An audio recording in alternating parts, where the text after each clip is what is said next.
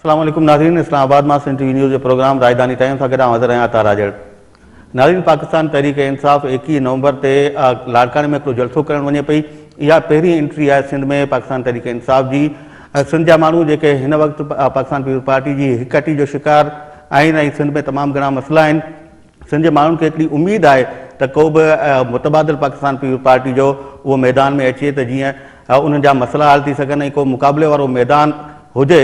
त उन हवाले सां पाकिस्तान तहरीक इंसाफ़ सिंध जे माण्हुनि जी उन्हनि उमेदुनि ते केतिरे हद ताईं पूरो लही सघे थी। ऐं उनखां सवाइ जेके सिंध जी एजेंडा आहे, सिंध जा बुनियादी मसइला आहिनि जिन में पाणी जो मसइलो बि आहे, जंहिंमें मुख़्तलिफ़ सूबा ठाहिण वारो जेको सुवालु उथी रहियो आहे सॼे मुल्क में, उन हवाले सां या सूबाई ख़ुदमुख़्तियारी जो इशू आहे।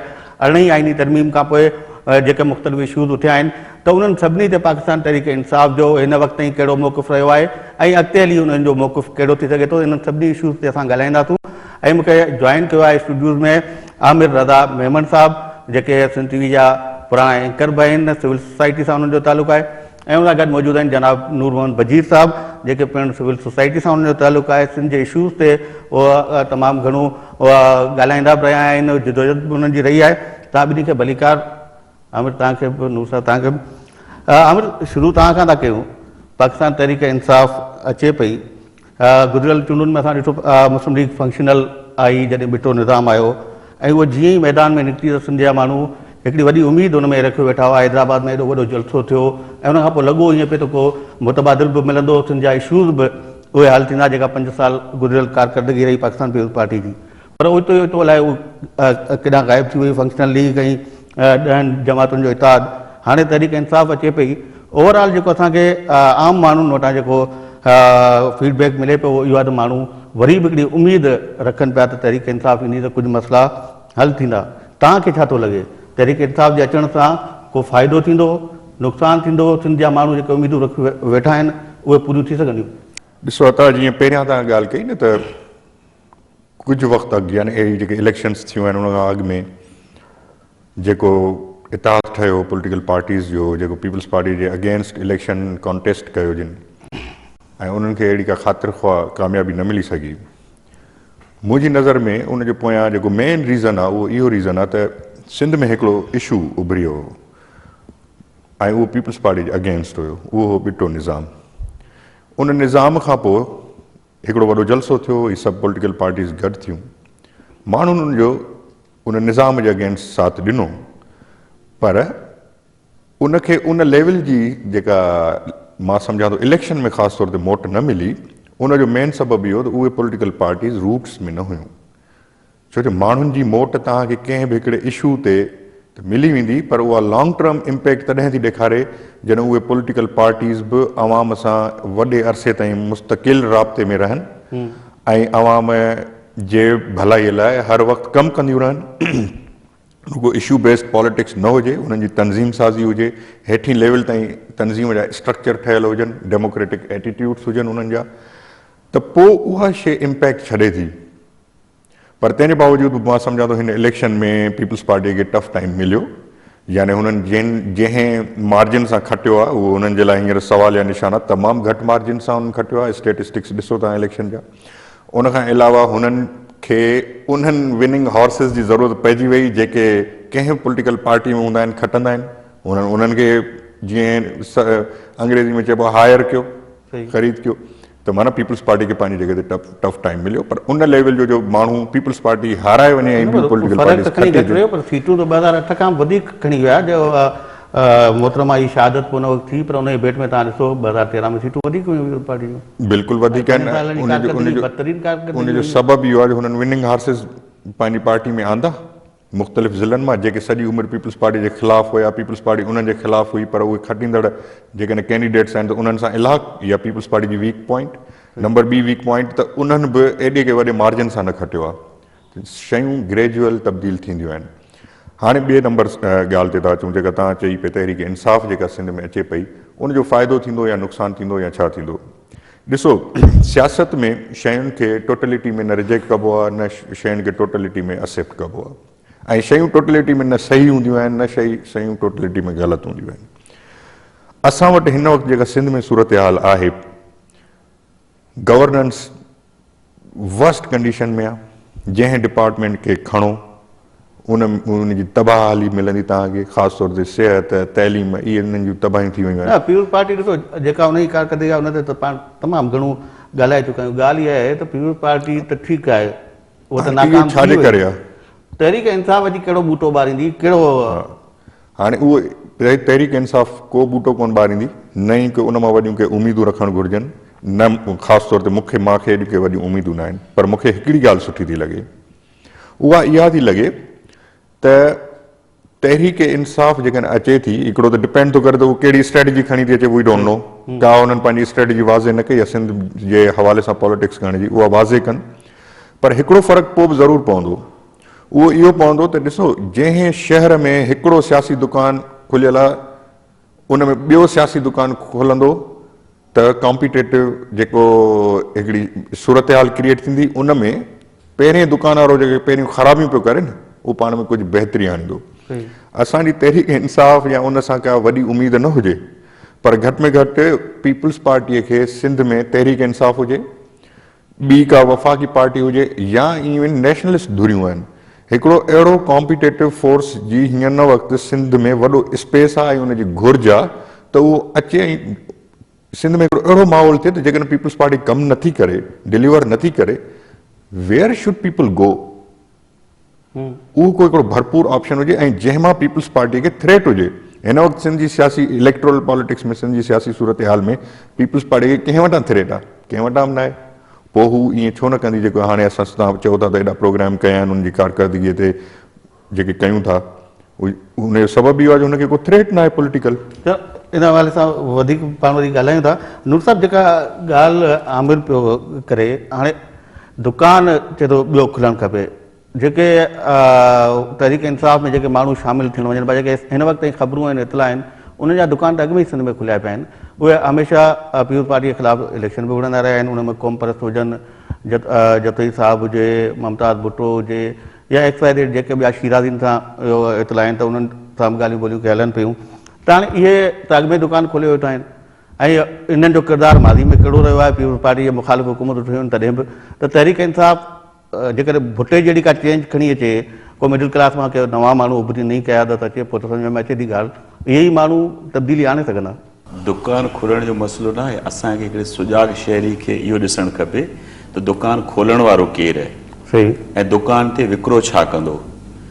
मुंहिंजे ख़्याल में इमरान ख़ान जी जेका बि सियासत आहे उहा हींअर धरणनि खां पोइ वाज़ थी चुकी आहे। ऐं उन हवाले सां जेकॾहिं ॾिसिजे त असांजा जेके सिंध जा जेके मफ़ाद आहिनि उहे कहिड़ा आहिनि, ऐं उन्हनि मफ़ादनि जी जेका प्रोटेक्शन आहे उहो कहिड़ी धुर करे सघे थी। असांखे जेके वॾा ख़तरा लाइक़ु आहिनि, असांखे सभ खां पहिरीं उन्हनि खे एवेल्यूएट करण जी ज़रूरत आहे। उनखे केरु हथी ॾींदो, केरु उन्हनि खे घटि कंदो। असांजी गवर्नेंस क्राइसिस आहे, इनखे असीं मञूं था, पर जेकॾहिं हिकिड़ी एक्सट्रीमिज़म जी मिसाल तौर सिंध में असांजे लाइ वॾो थ्रेट आहे, ऐं उन एक्सट्रीमिज़म में धुरियुनि में केरु फ्यूल केरु पियो ॾिए उनखे, ऐं उनजो पासो केरु पियो खणे, उन्हनि खे सपोर्टर केरु आहे, इनखे असांखे एवेल्यूएट करणु खपे। असांजे सिंध जी ॿोली, सिंध जी असांजे जेको हिकिड़ी वहदत आहे, सुञाणप आहे, आइडेंटिटी आहे, क्राइसिस जेको हिकिड़ो हले पियो, उहो उनखे फ्यूलअप केरु कंदो, ऐं उनखे सपोर्ट केरु कंदो, उनखां प्रोटेक्ट केरु कंदो। मुंहिंजे ख़्याल में इहो बि असांजे लाइ हिकिड़ो वॾो चैलेंज आहे। इनखे बि असांखे ज़रूरु जेको साम्हूं रखी पोइ असांखे चवणु खपे त हाणे हीउ भाऊ अचे दुकानु खोले न खोले। ऐं माज़ी में बि जिन अची दुकान ईअं खोलिया, चाहे उहो केरु बि हुजे, कहिड़ी बि ज़ात जो हुजे, कहिड़े बि मुल्क खां आयो हुजे, उन्हनि हिकिड़े दुकान खां ई शुरूआति कई असांखे गिड़काइण जी। त मुंहिंजे ख़्याल में इन हवाले सां बि असांखे ॾिसणु खपे त PTI जो नैरेटिव छा आहे, PTI कहिड़ी धुर आहे, PTI जो मौक़िफ़ छा आहे। कालाबाग डैम जे हवाले सां मौक़िफ़ुनि जा मुतज़ाद रहिया आहिनि। PTI जा सूबाई जे हवालनि सां नवनि सूबनि ठहण जे हवाले सां बि मुतज़ाद उन जा बयान आया आहिनि। उन हवाले सां ॾिसिजे त असांजा जेके मुस्तक़बिल में ईअं न थिए जो असीं ग़लती करे वेही रहूं, स्पेस मिले हिकिड़ी अहिड़ी पार्टी खे जेको असांजो मुस्तक़बिल खे सिंध जे इन सभिनी क़ौमी मसइलनि खे नुक़सानु पहुचे, त उन हवाले सां असांजे सिंधी दानिशवरनि खे, सिंध जे पार्टियुनि खे, सिंध जे घणगुरनि खे 10 दफ़ा सोचणु खपे, 100 दफ़ा सोचणु खपे।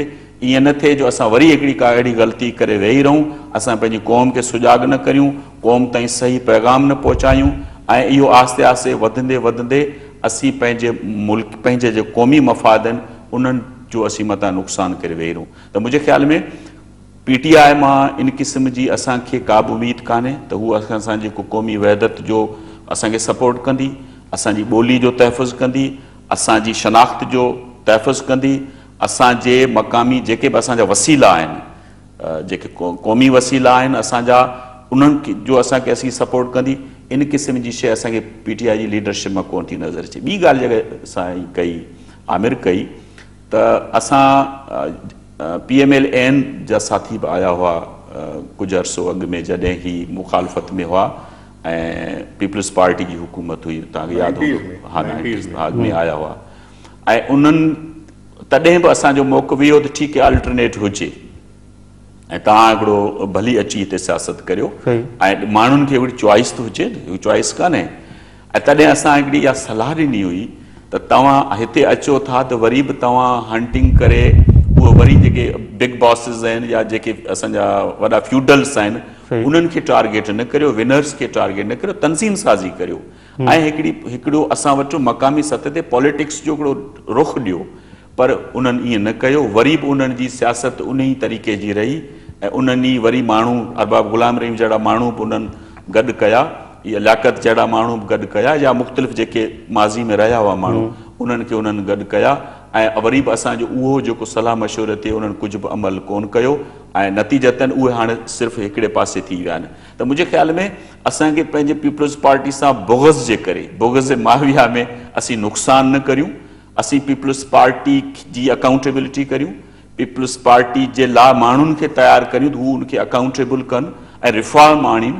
पार्टियूं ॿियूं बि जेके असांजी क़ौमी पार्टियूं आहिनि उहे पंहिंजो स्पेस ॻोल्हीनि, उहे क़ौमी पार्टियूं अची पंहिंजो पाण मञणाइनि ऐं उहे पंहिंजूं सीटूं खणी अचनि, ऐं असां पॉलिटिक्स जे इंटरनल डायनामिक्स खे ॾिसूं ऐं सिंध जे कॉन्टेक्स्ट में ॾिसूं। तव्हांजो मक़सदु इहो आहे त मुतबादिल मक़ामी हुजणु खपे, मक़ामी हुजणु खपे, पार्टियूं असांजी हुजणु खपनि जेके असांजी क़यादत बि कनि, असांजे मफ़ादनि जो। पर एहतिसाब जी तव्हां ॻाल्हि कयो था त एहतिसाब त हाणे इलेक्शन आहे सभ खां वॾो एहतिसाब, उन एहतिसाब में त असां ॾिठो त छा नतीजो निकितो, कहिड़ो निकितो। आम माण्हुनि खे सुजाॻ करण वारी ॻाल्हि आहे त आम माण्हू ताईं मैसेज त आहे, हिकिड़ो पोर्टल आहे, सॼी सिंध में धां थिए थी, पर इलेक्टोरल रिफॉर्म्स अचनि, हदबंदियूं सही थियनि, ट्रांसपेरेंसी हुजे, ऐं उनखां पोइ तव्हां ॾिसंदो त इहा शकिली तब्दीली हूंदी। असीं जिन खे चऊं पिया न, हींअर मूंखे इलेक्शन में आउं कोन थो बीह सघां, छाकाणि मूं वटि 3 करोड़ रुपया न आहिनि। जेकॾहिं तव्हां इहे सहूलियतूं आणियो ऐं रिफॉर्म आणियो, हदबंदियूं करियो, ऐं पूरो हेॾी सॼी कॉन्स्टिट्यूएंसी में हिकिड़ो आम माण्हू किथे थो बीह सघे, त मुंहिंजे ख़्याल में रिफॉर्म्स आणण जी ज़रूरत आहे। त असांखे हदबंदियूं कहिड़ियूं हुजणु खपनि, केतिरा असां वटि MPs MNAs हुजणु खपनि, ऐं उन्हनि जी कॉन्स्टिट्यूएंसी छा हुजणु खपे, ऐं उन्हनि जी ट्रांसपेरेंसी केतिरी हुजे। उते जेको हींअर मौजूदा सेटअप आहे जंहिं ते फ्यूडल्स जो बिल्कुलु घणो कब्ज़ो आहे, उन्हनि जो हिकिड़ो फ्यूडल जो नेटवर्क ठहियलु आहे। सिंध मां डेमोक्रेसी जी नाले, वोटिंग जी नाले का शइ कान्हे न, उन्हनि जी हिकिड़ो स्ट्रांग पंहिंजो नेटवर्क, इनखे तोड़ण जे लाइ, रिफॉर्म आणण जे लाइ जी शइ जी ज़रूरत आहे। त मुंहिंजे ख़्याल में इहे सुधारा असीं तवक़ो करियूं था त आहिस्ता आहिस्ता जेको प्रोसेस आहे, हिकिड़े ॾींहं में सभु शयूं कोन थींदियूं। अॻिए इलेक्शन खां मौक़ो ॾिनो वञे, नेक्स्ट इलेक्शन तब्दील हूंदी, ऐं मुंहिंजे ख़्याल में रिफॉर्म्स जी एजेंडा बि हींअर हुकुमराननि जे आहे टेबल ते, त उन हवाले सां असांजी उमेद आहे त बहितरी ईंदी। इन ते ॻाल्हाइण जो टाइम थियो आहे ब्रेक जो, हलूं था ब्रेक ते, असां गॾु रहिजो।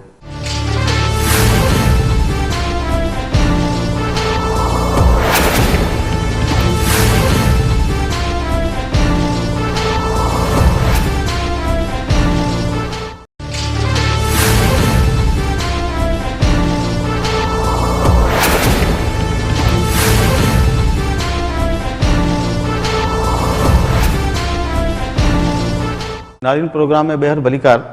अभी जेका नूर साहब ॻाल्हि कई त सिंध जे हवाले सां हिकिड़ी एजेंडा तहरीक इंसाफ़ वटि अञा ताईं का वाज़े कोन्हे, उन्हनि वटि त क़ौमी लेवल ते बि एजेंडा वारे कोन्हे, हू त रुॻो इस्तीफ़ा जो नारो पिया आणनि इलेक्शन में धांधली, बाक़ी हू इक़्तिदार में अची छा कंदा, कहिड़ो उन्हनि वटि प्रोग्राम आहे, नज़रियो छा आहे उन्हनि जो। तालिबान खान जे नाले सां अॻी इमरान खान मशहूरु आहे, ऐं कॾहिं कालाबाग डैम जे हक़ में बयान था अचनि कंटेनर तां, कॾहिं नवनि सूबनि जी ॻाल्हि बि इमरान खान पंहिंजे जलसनि में वञी करे थो, ऐं कॾहिं वरी उन तां फिरियो बि वञे। ऐं ओवरऑल जेकॾहिं इमरान खान जा हिन वक़्त ताईं जेके ॻाल्हियूं ॾिसो जेके बि उन कयूं आहिनि, उन ते पोइ अॻियां हली वरी फिरी वेंदो आहे। त उन को बि एतबार जोॻो माण्हू कोन्हे।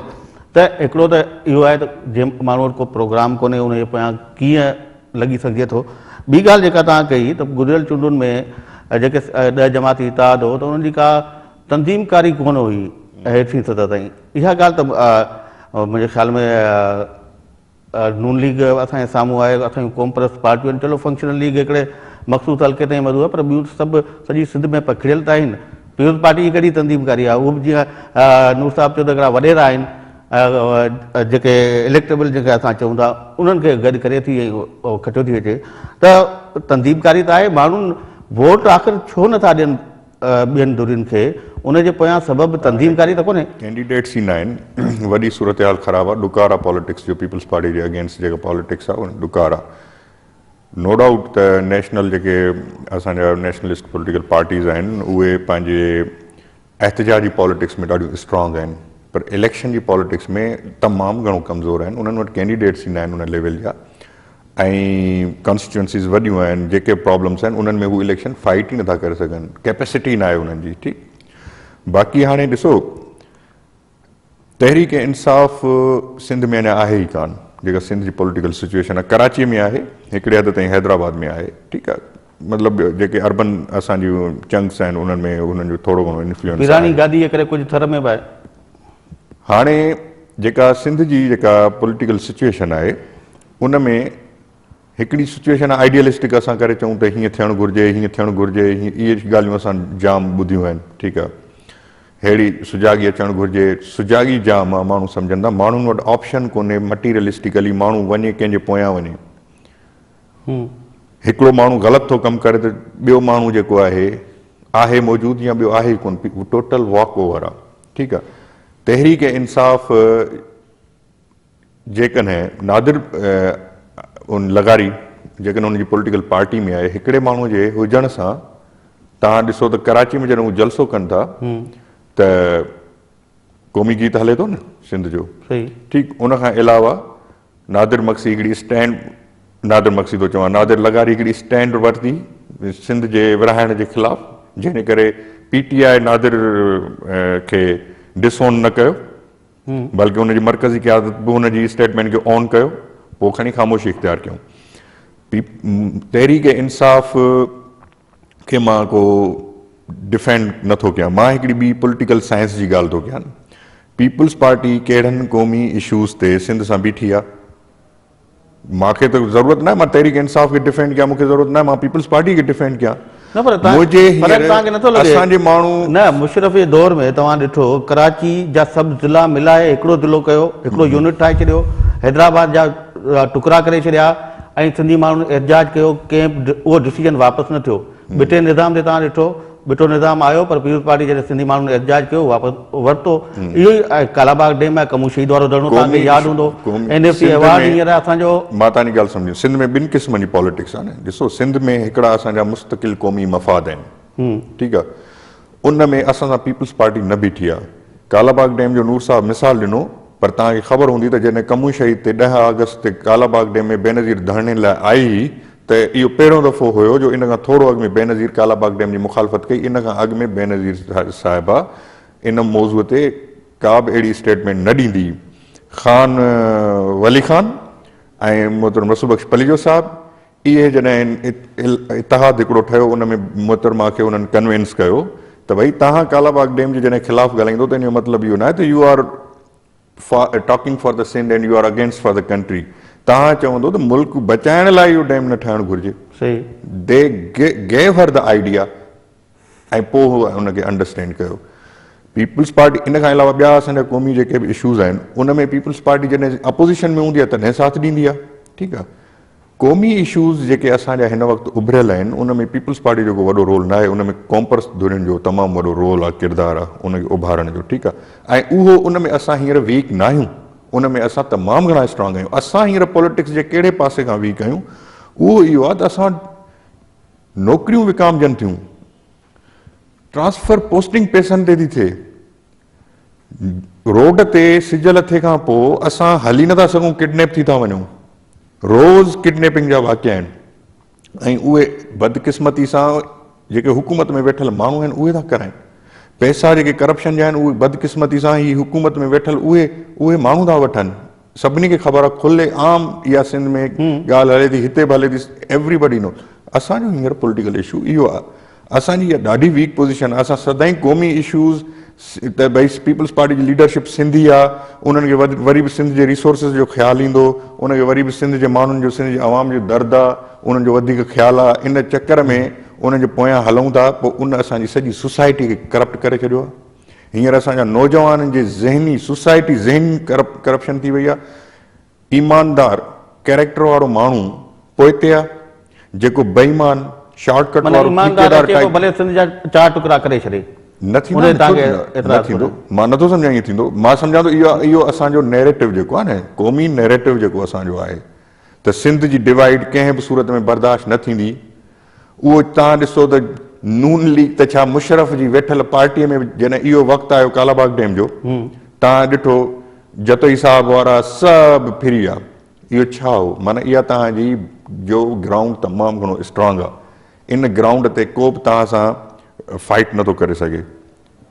न पर मुशरफ जो दौर तव्हां मिसाल पिया ॾियो, मुशरफ जे दौर में इहो थियो त पीपल्स पार्टी हुकूमत न ठही, MQM ऐं प्लस पीपल्स पार्टी जे मुखालिफ़नि गॾिजी हुकूमत ठही। जॾहिं बि इन क़िस्म जी हुकूमत ठही आहे सिंध में, तॾहिं तव्हां ॿुधायो सिंध सां कहिड़ो चङो कमु थियो आहे सिंध जे माण्हुनि लाइ? तजुर्बा थिया आहिनि न मादी में? चङो कमु भली न थियो हुजे, चङा कम कॾहिं तॾहिं थींदा, चङा कम तॾहिं थींदा, चङा कम तॾहिं थींदा। मां इहो वरी तव्हांखे मिसाल थो ॾियां। ॾिसो पंजाब में जेका पॉलिटिक्स आहे न, पंजाब जी पॉलिटिक्स में शुरू खां वठी हिकिड़ी कॉम्पिटिशन हुई पाकिस्तान पीपल्स पार्टी ऐं मुस्लिम लीग नवाज़। तव्हां ॾिसो हिकिड़ी हुन जी हुकूमत न ईंदी त हुन जी ईंदी, पीपल्स पार्टी पंजाब में हुकूमत करे चुकी हुई, ठीकु आहे। ऐं नवाज़ अली खे इहो हो त मां डिलीवर न कंदुसि, त मुंहिंजे अगेंस्ट हिकिड़ी स्ट्रांग पॉलिटिकल पार्टी आहे जेका वोट ज़रिए खटंदी। माना हुनखे हिकिड़ो थ्रेट आहे न पॉलिटिकल पार्टी वटां, ऐं जंहिं थ्रेट जे नतीजे में हू डिलीवर थो करे। सिंध में इहा शइ न आहे। मां त ईअं नथो चवां त को वॾेरो अचे का अहिड़ी पार्टीअ जो, मां चवां थो सिंध में हिकिड़ो पॉलिटिकल स्पेस मौजूदु आहे जेको का बि पॉलिटिकल पार्टी खणी सघे थी, जेकॾहिं उहा दानिशमंदी इख़्तियार करे। मुंहिंजी हिकिड़ी ॿी सजेशन आहे, हींअर इतफ़ाक़ आहे असां PTI जो मौज़ू इन जे करे खणी वेठा आहियूं जो उन्हनि जो जलसो आहे। मां त इहो थो सम्झां त असां सदाईं जेके सिंध में असांजी जेको दानिश्वर तबिको आहे, राइटर्स आहिनि, सिविल सोसाइटी एक्टिविस्ट आहिनि, सिंध जा घण घुर आहिनि, सान्यवंद आहिनि, जेके उहे बजाए इन जो वेही हिनखे ईअं चवनि, हिकिड़ा चवनि न तहरीक इंसाफ़ फ़ाइदो ॾींदी, हिकिड़ा चवनि न तहरीक इंसाफ़ नुक़सानु ॾींदी, हिकिड़ा चवनि अचे, ॿिया चवनि न अचे। इन खां बहितर हल इहो आहे, मां तजवीज़ थो कयां तव्हांजे हिन प्रोग्राम जे ज़रिए, उहे हिकिड़ी एजेंडा ठाहिनि सिंध जी, तहरीक इंसाफ़ जलसो थी करे, उनजी लीडरशिप सां मिलनि त असां तव्हांजी कंडीशनल हिमायत कंदासीं, तव्हां हिननि ॻाल्हियुनि ते पंहिंजो क्लियर मौक़ुफ़ ॾियो, ठीकु आहे। इहो रोल आहे न असां सोसाइटी जो जेको उते वेठा आहियूं, जेके सम्झूं था पॉलिटिकल पार्टीज़ सां असां छो कटियल हुजूं, असांजी उन्हनि सां इंटरेक्शन हुअणु घुरिजे, उन्हनि खे ॿुधाइजे भई ठीकु आहे पीपल्स पार्टी डिलीवर न पई करे, पर if you are coming, this is issues, these are the issues of the Sindh. What is your opinion about them? Talk clearly. We need to listen that. सही नुसाब जेका आमिर ॻाल्हि करे पियो, इहा ॻाल्हि माना कंहिंखे बि अचण ते त पाबंदी नथी लॻाए सघिजे। पहिरीं ॻाल्हि त सियासी तौरु हुननि जो हक़ु आहे, उहो अचनि सिंध सियासत अची कनि ऐं पंहिंजो एजेंडा पेश कनि। जी ॻाल्हि कई त नादिर वेठो, नादिर अकमल लिगारी, त कालाबाग डैम ते या इवन नवनि सूबनि वारे इशू ते हुन हिकिड़ो मौक़िफ़ रखियो ऐं पोइ पार्टी बि मजबूर थी, हुन बि हुनखे जेको आहे सो डिफेंड कयो। त हाणे अचनि था, उन्हनि खे अचणु ॾिजे ऐं पंहिंजी एजेंडा जेका आमिर ॻाल्हि करे पियो उहा उन्हनि खां मंझराइजे, पंहिंजा अहिड़ा माण्हू हुजनि ऐं सॼो हुन ते हिकिड़ो प्रेशर हुजे ऐं अल्टरनेट अचे, छो न अचे? मुंहिंजे ख़्याल में रोके त केर ई कोन थो, कंहिंखे हर कंहिंखे इजाज़त आहे जो को किथे पंहिंजी सियासत करे सघे थो, पर मुंहिंजो चवण जो जेको मक़सदु हो त असां उन जा सभु पासा ॾिसूं। असां नारा लॻाइण में असीं इलाही तेज़ आहियूं। सही। केर बि अचे, चाहे टांगा पार्टी हुजे, चाहे कहिड़ो बि नारो खणी अचे, असीं सभई बिना सोचण सम्झण जे उनजो हिसो थी था वञूं। ऐं इहो कोन था ॾिसूं त असल में इन जी फिलासफ़ी छा आहे, इन जी सोच छा आहे, इन जो नज़रियो छा आहे, इहो केतिरो डिघे अरसे जे लाइ असांखे फ़ाइदेमंद थींदो या नुक़सानकार थींदो। मिसाल तौरु ॾिसो, पाकिस्तान में नज़रियाती बहरान बि आहे। पाकिस्तान हिकिड़ो इस्लामी रियासत आहे। हाणे असुल में क़ाइदे आज़म जी तव्हां जेकॾहिं उनजी स्पीच 11 अगस्त वारी ॾिसो त हिकिड़ो उन पूरो हिकिड़ो सेक्युलर स्टेट वारो हिकिड़ो ख़्वाबु हुन ॾिनो हो, नज़रियो ॾिनो हो, सोच ॾिनी हुई। पर हेसि ताईं तव्हां ई चओ त जेके पीपल्स पार्टी जी इवन हुकूमत में जेको आइन आयो उन में बि उन्हनि खे मिक्स कयो वियो। हाणे इन मौज़ू ते का बि पार्टी ॻाल्हाइण जे लाइ तयारु कोन्हे। इन मौज़ू ते डिस्कस करण जे लाइ जेके बि हींअर मसइला थियनि पिया सिंध में, हिंदुनि सां बेआजबियूं थियनि पियूं, जेके रिलीजियस माइनॉरिटीज़, जेके न माइनॉरिटी चइजे पर जेके असांजा नॉन मुस्लिम माण्हू आहिनि उन्हनि सां ज़्यादतियूं थियनि पियूं, त उहे सभु हक़, उहे सभु राइट्स कहिड़ी सोच जी पार्टी आहे, कंहिंजे मैंडेट में आहे ऐं केरु असांखे फ़ाइदो ॾेई सघे थी। त मुंहिंजे ख्याल में इन में असांजूं जेके कॉम्पर्स धुरियूं आहिनि या पीपल्स पार्टी हूंदे इहे शयूं रुकियूं आहिनि। पीपल्स पार्टी हींअर वेठी आहे 7 सालनि खां। पीपल्स पार्टी गवर्नमेंट आहे साईं, उहा पंहिंजी गवर्नमेंट में इहे शयूं न रोकराए सघी आहे, शदीद अंदाज़ में नाकामयाब थी आहे। असां चऊं था उहो ठीकु आहे।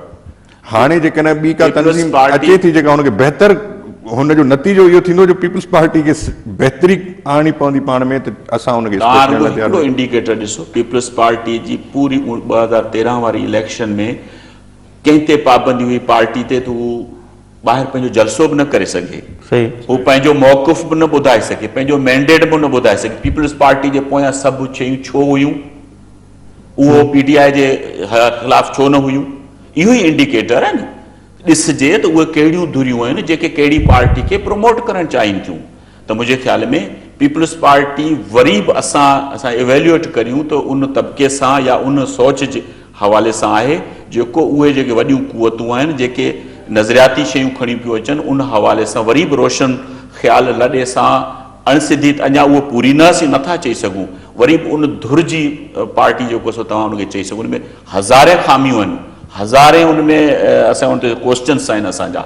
पर आउं सम्झां थो त असांखे जॾहिं बि इन क़िस्म जूं शयूं डिस्कस करणु खपनि त असांखे माण्हुनि जे अॻियां जेको मैसेज ॾियणु खपे उहा शइ ॾियणु खपे त इन को बि असां मैंडेट ॾिसूं, असां जॉइन करण खां अॻु में सोचूं 10 दफ़ा त असां इहा पार्टी जॉइन करियूं न करियूं। न पर नूर साहब, इहो कहिड़ो बुनियादु आहे त इंतिहा पसंदी या बुनियाद परस्ती ते पीपल्स पार्टी जो मौक़िफ़ ॾाढो सुठो आहे, इन करे हुनखे इजाज़त ॾेई छॾे, सिंध जी भींग करे छॾे, शहर वीरान लॻा पिया आहिनि, करप्शन न ॾियो, इजाज़त न ॾियो। उन जे लाइ तव्हां घेराव करियो, अकाउंटेबिलिटी करियो, वाटेवर जेको तव्हां चओ था उहो तव्हां करियो।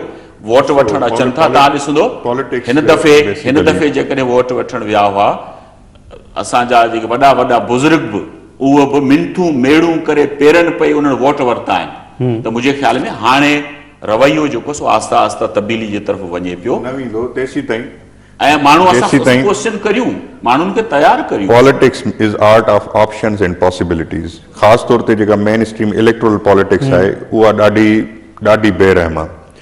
उहा टोटल जेके पावर डायनामिक्स जा वैल्यूज़ थियनि था न, जेके तमामु उहे वैल्यूज़ एतिरा के ख़ासि सुठा हूंदा ई न आहिनि, ठीकु आहे, उन्हनि ते बेस करे थी। ऐं उन में जेसीं ताईं उनखे इहा ख़बर न आहे न त साम्हूं मुंहिंजो जेको मूंसां जेको साम्हूं कंटेस्ट थो करे उहा का पावरफुल धुर न आहे, त उहो माण्हू जेको सुधरियल बि हूंदो न, इंडिविजुअल बिगड़जंदो। पॉलिटिकल पार्टीज़ बि आहिनि, उनजे साम्हूं का अहिड़ी धुर न आहे न जेका उन्हनि खे चैलेंज करे सघे, त उहा सुधरियल पार्टी हूंदी न, उहा डे बाय डे बिगड़जंदी। ऐं असां ॾिसूं पिया त जेका पीपल्स पार्टी असां चवंदा हुआसीं कंहिं दौर में बहितर आहे, ठीकु आहे, निस्बतन कंपेरेटिवली बहितर आहे, पर सिंध जे पर्सपेक्टिव में तव्हां अॼु बि पिलडेट जी रिपोर्ट खणी ॾिसो त रिपोर्ट इहा आई आहे त चइनी सूबनि खां ख़राब तरीन परफॉर्मेंस असांजे सिंध जे सूबे जे हुकूमत जी आहे। छो त गवर्नेंस, एजुकेशन, हेल्थ, जंहिं में बि ॾिसो त सिंध सभिनि खां पोइ आहे न। कहिड़ो ॾोह कयो आहे नूर साहब?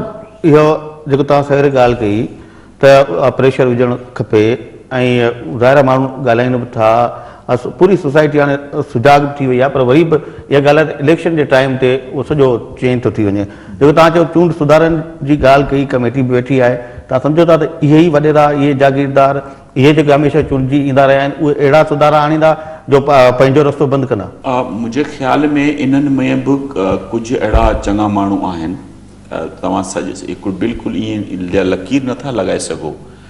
अरिड़हीं तरमीम जेका आहे, मुंहिंजे ख़्याल में इन ते बि पाण जेकॾहिं डिस्कशन करियूं त उहो इलाही उन में नवाण आई आहे, इलाही उन में रुकावटूं हुयूं जेतोणीकि, पर उन हूंदे बि उन में इलाही रिफॉर्म्स स्टेज ते आया। टाइम हिकु ब्रेक जो थियो आहे, वरी हिनखे कंटिन्यू कंदासीं। ताईं नारीन हलूं था ब्रेक ते, असां सां गॾु रहिजो।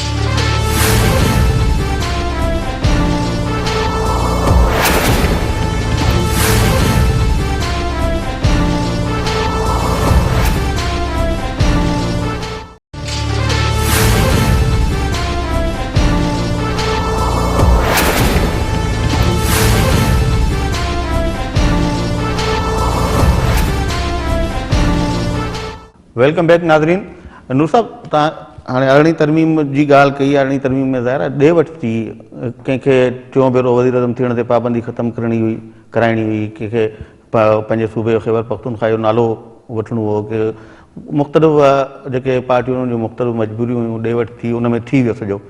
पाकिस्तान पीपल्स पार्टी इहा कामयाबी चइबी जो सूबाई ख़ुदि मुख़्तियारी ते सभिनी खे राज़ी कयूं, कंकरंट लिस्ट ख़तमु थी वई। उहा शइ ॿी हुई। हीअ त ॿ टे माण्हू हूंदा, तव्हां बिल्कुलु सही था चओ, असां लकीर नथा ॾेई सघूं, पर अक्सरियत त उहे ई आहिनि जेके ज़ाहिर उनखे इन्हनि पंहिंजे तकनि में वञिणो आहे, हितां चूंडी अचिणो आहे। हू कीअं निज़ाम तब्दील कंदा ऐं आवाम जो कोई अहिड़ो प्रेशर बि कोन्हे? मुंहिंजे ख़्याल में अरिड़हं तरमीम जी हिकिड़ो माइल स्टोन आहे वॾो, उन जे करे बि हाणे ॾिसो त जेको हींअर बि जमहूरियत थींदे थींदे बची आहे, हिकिड़ो वॾो सबबु उन में अरिड़हं तरमीम आहे। सही। इन हवाले सां ॾिसिजे त आहिस्ता आहिस्ता मजमूई तौर ते निज़ाम में बहितरी अचण जी उमेद आहे, ऐं कुझु हालतुनि में हाणे जेको इकोनॉमी जंहिं हद ते वञी पहुती आहे, या असांजा जेके ॿिया इंडिकेटर, समाजी इंडिकेटर, उहे जंहिं हद ताईं पहुता आहिनि, हाणे सवाइ रिफॉर्म जे ॿी को हल कोन्हे। एजुकेशन जंहिं हद ताईं पहुती आहे, हेल्थ जंहिं हद ताईं पहुती आहे, उन हवाले सां ॾिसिजे त असांजी गवर्नेंस जा जेके इंडिकेटर सभु असांजा उनजी हेठी सतह पहुता आहिनि। हाणे उन्हनि जो हल रिफॉर्म में आहे, ऐं इंटरनेशनल सतह ते बि असांखे इमेज बिल्ड करिणो आहे, इंटरनेशनल प्रेशर बि आहे। उन हवाले सां आउं सम्झां थो त काफ़ी पेशरफ़्त थिए पई ऐं थींदी। ऐं ऑप्टिमिस्ट आहियां त हर जेका बि इलेक्शन नई ईंदी उन में बहितरी ईंदी वेंदी, ऐं हेठां खां जेको फ्यूडल जूं आहिस्ता आहिस्ता पाड़ूं ज़रूरु टुटंदियूं। लोकल बॉडी इलेक्शन हिन कराइण जी हिननि जी दिलि में बि न हुई, पर हाणे इहो मजबूर आहिनि लोकल बॉडी इलेक्शन कराइण जे हवाले सां। ऐं लोकल बॉडी इलेक्शन ई मुंहिंजे ख़्याल में हिकिड़ो अवामी इंक्लूजन जो, अवामी हिकिड़े हेठां हवाले सां सुजागी जो हिकिड़ो बहितरीनु स्टेप आहे। त उन हवाले सां जेके बि इहे दर्जे बदर्जे शयूं थियनि थियूं। ऐं ॿियो त असांजूं जेके ॿियूं पार्टी, मिसाल तौरु क़ौमी पार्टियूं जेके असांजूं हुयूं, नेशनलिस्ट पार्टियूं, उन्हनि तव्हां उन माज़ी ॾिसो त उहे तयारु बि कोन हुयूं इलेक्शन विढ़ण जे लाइ, सोचियो बि कोन थिए, पर उन्हनि जे बि हाणे माइंड में उनजी स्ट्रेटेजी में चेंज आई आहे। उहे बि पंहिंजूं हेठि तयारियूं कनि पियूं, लोकल बॉडी जे लाइ तयारियूं कनि पियूं ऐं सूबाई सतह ते तयारी कंदियूं। मुंहिंजे ख़्याल में तजुर्बनि सां सिखे थो माण्हू, ऐं ज़रूरी न आहे त उहे पुराणा स्ट्रिक्ट उन्हनि ते शयुनि ते हुजनि, ऐं नयूं बि का पार्टी ठही सघे थी। साईं जेका ॻाल्हि कई, स्पेस मौजूदु आहे, ऐं स्पेस ई आणींदी आहे नए ख़्याल खे, नई सोच खे। त मुंहिंजे ख़्याल में इहा तब्दीली ज़रूरी आहे। आमिर, हिकिड़ी जेका सिंधी में चवणी आहे त आज़मायलनि खे जो आज़माए धूड़ मुंहं में पाए, त हाणे जॾहिं तहरीक इंसाफ़ अचे पई, सुठी ॻाल्हि आहे, अचे, ऐं हिकिड़ो अल्टरनेटिव हुजे, पर उहे ई आज़मायल जिन खे असां अलाए केतिरा भेरा आज़माए चुका आहियूं, उन्हनि खे खणी ऐं सिंध में उन्हनि सां गॾिजी सियासत करे, त उन सां कहिड़ो फ़र्क़ु पवंदो, कहिड़ी तब्दीली ईंदी? उहो ई माण्हू जेकॾहिं लियाकत जतो ई आहे त उनखे बि सिंधी माण्हू ॾिठो आहे, चीफ मिनिस्टर बि रहियो आहे, ईअं ॿिया केतिरा ई नाला वठी था वञनि। तहरीक इंसाफ़ खे जेकॾहिं सिंध में सीरियस पॉलिटिक्स करणी आहे त उन्हनि खे लीडरशिप डिफरेंट आणणी पवंदी, ठीकु आहे, ऐं उहा सिंध में मौजूदु आहे। उन्हनि ताईं हुननि खे पहुचणो आहे, अप्रोच करिणो आहे उन्हनि ताईं। काफ़ी अहिड़ा माण्हू आहिनि जेके रुगो गुज़रियल इलेक्शन जी एनालिसिस कजे, अहिड़ा माण्हू हुआ जिन 8-8, 9-9, 10-10 हज़ार वोट खया आहिनि, 13-13 हज़ार वोट खया आहिनि, ऐं उहे माण्हू मिडिल क्लास जा हुया, सूबाई असेंबली ते बीठा फाइट कयूं। अहिड़ा काफ़ी माण्हू मुख़्तलिफ़ कॉन्स्टिट्यूएंसीज़ में आहिनि, उन्हनि जी लिस्ट ठाहिणु घुरिजे हिननि खे, उन्हनि खे टच करणु घुरिजे। नई क़यादत, नवां चेहरा मिडिल क्लास मां आणणु घुरिजनि, छो जो असांखे तजुर्बो आहे त कासमाबाद में तक में जंहिंमें मां रहियुमि, वोट बि ॾिनुमि, जंहिंमें मां रहां थो ऐं वोट ॾिनुमि, त उन तक में तहरीक इंसाफ़ का वर्क न कई, पर मां सुञाणो पोइ 8-9 हज़ार हुननि खे मुफ़्त में वोट पिया। त माना हिकिड़ा वोट त अहिड़ा आहिनि जेको नओं वोटर आयो आहे वोट ॾियण लाइ, त उहो जेको आहे सो ॾिसे थो त काशे नई आहे, काशे नई क़यादत आई आहे, अञा उहा ॾिसजे, उनखे आज़माइजे, उनखे वोट ॾिजे। ही जेके पुराणा आहिनि इन्हनि मां जान छॾाइजे। हिकिड़ो त इहो माना सिंपथी वोट जंहिंखे चइजे ऑलरेडी मौजूदु आहे। ॿियो तव्हांखे वरी जेकॾहिं को मिडिल क्लास मां उतां जो लोकल चङो चहिरो मिली थो वञे, उहो साहिरा वोट कुझु हज़ार उहो वोट खणी ईंदो। ऐं ॿियो वरी ॿी हिन हुकूमत जी पंहिंजी कारकर्दगी जेके हुनजा वोट किराए थी, त हिकिड़ी कॉम्पिटेटिव हुननि जी सिचुएशन क्रिएट थी सघे थी। पर तहरीक इंसाफ़ खे नून लीग जेका ग़लती कई उहा न करणु घुरिजे सिंध जी पॉलिटिक्स में वरी। सो मुंहिंजे ख़्याल में जेकॾहिं अगेन ही उन्हनि डेड हॉर्सिस जेके आहिनि जे पोयां लॻनि था सिंध में, त पोइ तहरीक इंसाफ़ जी इहा स्ट्रेटजी मां कामयाबु थींदे कोन थो ॾिसां। नूर साहब, इहो तजुर्बो पाण खे मरकज़ी क़यादत जेका आहे तहरीक इंसाफ़ जी, उनमें बि थियो आहे त हिकिड़े इमरान ख़ान खां सवाइ बाक़ी जेका हुनजा साॼे खाॿे जेके बीठा आहिनि उहे साॻिया आहिनि, जेके कॾहिं मुशर्रफ सां गॾु रहिया, कॾहिं पीपुल्स पार्टी सां गॾु रहिया, कॾहिं नून सां रहिया। त सिंध में का एॾी वॾी तब्दीली क़यादत जे हवाले सां आणिजे। 2013 में त सिंध उन्हनि जे एजेंडा ते कोन हुई, ऐं हिन धरणे खां अॻु ताईं बि सिंध एजेंडा ते कोन हुई। उनजो सॼो ज़ोर आहे पंजाब ऐं उहो बि सेंट्रल पंजाब ते। त सेंट्रल पंजाब ऐं ज़ाहिर जेको पंजाब मां खटे थो उहो ई वफ़ाक़ में हुकूमत ठाहे थो, त हिननि जी प्रायोरिटी रहंदी सिंध? मुंहिंजे ख़्याल में सिंध प्रायोरिटी हिननि जी न रहंदी, जीअं नून जी कोन्हे, जीअं उन्हनि जी न आहे। ऐं सभ खां वॾो नुक़सानु जेको मुंहिंजे ख़्याल में जावेद हाशमी जो जेको निकिरणु आहे, हिकिड़ो प्रिंसिपल्ड हिकिड़ो सियासी माण्हू हो, उहो कहिड़ी हालति में निकितो ऐं कीअं निकितो आहे, उनजा नतीजा मुंहिंजे ख़्याल में असांखे बि साम्हूं ॾिसणु खपनि। ऐं को बि अहिड़ो माण्हू जेको प्रिंसिपल्ड नेचर जो आहे उहो रही कोन सघंदो। ऐं जेको मुंहिंजे ख़्याल में हिकिड़ो कल्चर डेवलप थियो आहे PTI जो, उन कल्चर में बि जेके शयूं असां सां ठहकंदड़ मुंहिंजे ख़्याल में कोन पियूं लॻनि। त उन हवाले सां PTI खे स्पेस त ज़रूरु आहे, सिंध में आहे, कराची में आहे, थी सघे थो PTI कराची में पंहिंजी वधीक हिसो पेनिट्रेशन करे सघे। ऐं जेकॾहिं सही इलेक्शन थिए थी त MQM खे ज़रूरु जेको आहे सो सीटूं कुझु विञाइणियूं पवंदियूं कराची मां, PTI उते हली सघे थी। बाक़ी सिंध जो जेको मिज़ाज आहे न, सिंधी माण्हुनि जो जेको मिज़ाज आहे ऐं जेको असांजो हिकिड़ो नैरेटिव आहे, उन हवाले सां असां सां ठहकंदड़ PTI मूंखे कोन पई लॻे। पर इहो ऑप्शन तौर ते ज़रूरु हुजणु खपे जो हिकिड़ो माण्हू जेकॾहिं असीं वोट ॾियूं था पीपुल्स पार्टी ते, त पीपुल्स पार्टी खे थोरो टफ टाइम मिले। न पर माज़ी में तव्हां ॾिठो नून लीग वटि कहिड़ी सिंध जी एजेंडा हुई, पर नून लीग जी टिकट ते माण्हू खटिया, असेंबलियुनि में आया सिंध में, हिकिड़ो हिन दफ़े सीट मिली आहे। हिन दफ़े न माज़ी ॻाल्हि पियो करियां, माज़ी में सभु इलेक्शन्स हुयूं सही, हिकिड़ियूं हथ ठोकियूं उनखे खटराइणो हो जिन खे, उन्हनि खटियूं आहिनि। फेयर इलेक्शन थींदी, सही नमूने सां इलेक्शन थींदी, त मुंहिंजे ख़्याल में इहे ॾाढो मुश्किल आहे सिंध मां, सिंध जे वोट बैंक खे टोड़णु, ऐं उनजे लाइ असांजो पार्टियूं ई खटे सघनि। न पर सिंध जो वोट बैंक छा वॾेरनि जो वोट बैंक आहे? सिंध जो त सिंध जे नाले ते वोट घणा था पवनि, हीअ त पैसो हले थो, राजबाग हले थो, बिरादरी हले थी, सिंध एजेंडा ते सिंध जा माण्हू केतिरा परसेंट वोट? नून लीग हिन दफ़े वॾेरनि खे बि ॾिना हुआ न, टिकेटूं त ॾिनियूं हुयूं न। पर जेका आमिर ॻाल्हि सवेर कई त सभु इलेक्टेबल त पीपुल्स पार्टी गॾु करे वरिता, जेके रहिया कुझु उहे ज़ाहिर आहे उन सूरत हाल में 5 साल हुकूमत बि रही, वरी उन आख़िर में शिराज़ी ज़ोरी छॾे विया आहिनि, उहे बि हिननि सां हुया। सही, बिल्कुलु। सो मतिलबु चवण जो इहो आहे, ॾिसो ॻाल्हि इहा आहे त सिंध जी क़ौमी पॉलिटिक्स मुंहिंजी नज़र में वीक न आहे, माना उनखे एॾो वॾो थ्रेट हिन वक़्तु मौजूदु न आहे मुंहिंजे ख़्याल में। पर तंहिंजे बावजूद बि उन तां को हथु खणणु घुरिजे, अहिड़ी सूरत हाल न आहे। उन में जेके इशूज़ अचनि उन ते मुस्तक़िल हिकु आवाज़ थी सभु धुरियूं गॾु हुअणु घुरिजनि, आहिनि बि, ठीकु आहे, ऐं उहे आवाम बि उनजो साथ ॾिए थो उन्हनि इशूज़ ते।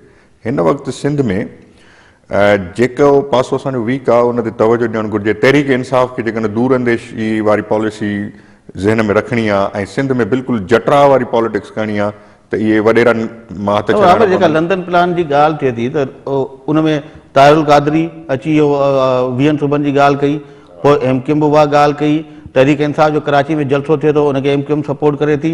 एमक्यूएम अलॻि ऐलान त नथी चए, पर हूअं त पीटीआई, पर पीटीआई बि सुभाणे इन आई त उन ई प्लान तहत आहे न, त उन मां ख़तरो न करणु खपे। त तंहिंजे करे मां चवां थो त असां वटां सिंध जी जेकी इंटेलिजेंस आहे उहा बिल्कुलु हिकिड़ियूं पॉइंट्स ठाहे जेके सिंध जी क़ौमी वहदत, उनजे रिसोर्सिस, ॿोली, इन सभिनी जेको पंहिंजी ॻाल्हि करे फ्री विधवा में चओ उन ते अॼु खणी मञी वठे, सुभाणे कहिड़ी गारंटी हूंदी त सुभाणे मां सम्झां थो इन जो वॾो इम्पैक्ट पवंदो जेकॾहिं हू उहा माण्हू मिलनि। छो जो ॾिसो, तव्हां हिकिड़नि कंडीशन्स ते अचो था हिकिड़ी एरिया में, तॾहिं जॾहिं तव्हां उन्हनि खां बिटे था कयो त माण्हू तव्हांखे पोइ उहा मोट न ॾींदा। ठीकु आहे, चलो टाइम ख़तमु थियो प्रोग्राम जो। तव्हांजी महिरबानी, नूर साहब तव्हांजी महिरबानी। नाज़रीन, तव्हां असांजे महिमाननि जूं ॻाल्हियूं ॿुधियूं। तहरीक इंसाफ़ अचे पई, उन मां उमेद बि रखणु खपे, पर जेका आमिर बि ॻाल्हि कई त असांखे हिकिड़ी पंहिंजी एजेंडा ज़रूरु साम्हूं आणणु खपे, जेका तहरीक इंसाफ़ जी क़यादत आॾो बि रखणु खपे त उन्हनि शयुनि ते उहे केतिरा क्लियर आहिनि। ऐं ज़ाहिर आहे सिंध जी वहदत जा जेके बुनियादी सवाल आहिनि उन ते को बि सौदो नथो करे सघिजे। ॾींदो इजाज़त, अल्लाह वाही।